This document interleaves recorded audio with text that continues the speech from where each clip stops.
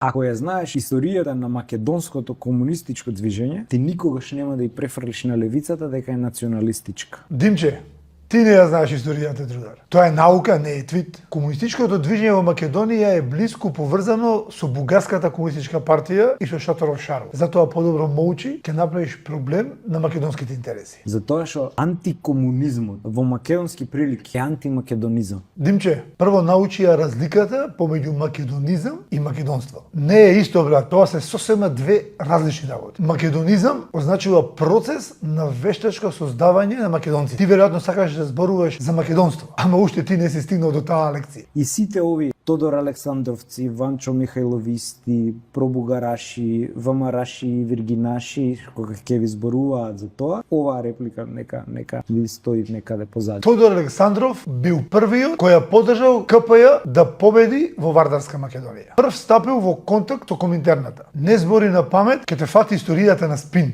Неписмено си завалија. Дека ова е држава која создадоа комунисти. Не ведимче. Ја се создадоа борците за Македонија, а комунистите токму нив ги судеа. И моите дедовци беа таму, додека твоите се криеле под Јорган Плонија. Тие беа национални борци за слобода и државност на Македонија, а не комунисти. Врзувањето на државноста за идеолошка платформа значи незино негирање. Асномскиот идеал само го продолжува. Нема ништо таму десно. Димче, повеќето асномци биле и линденци. Тоа е организација, не партија. Повеќето нив не ни знаеле што е КПЈ во тоа време. Сите тие биле дејци на организацијата, а не леви или десни. На првото заседание на Асном, членови на КПЈ или КПМ биле помалку од половина. Тие луѓе гинеа за државата, гинеа за каузата, беа првенствено комунисти и потоа македонисти. Димче, Ченто не беше ниту комунист, ниту македонист, туку човек со кичма, човек со идеали, а не со партиска книжка како тебе. Тој бил национален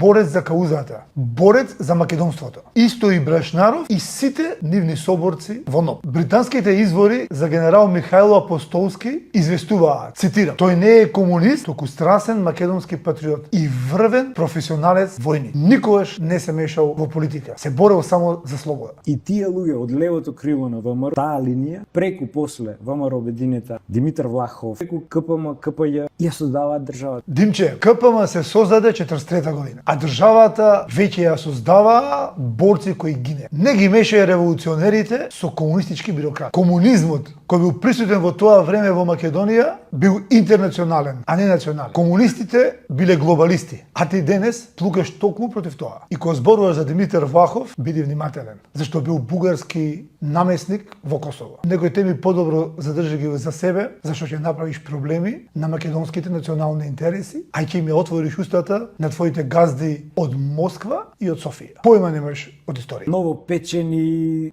левичари, мејнстрим, социјалдемократи кои веќе се изгубени во време просто.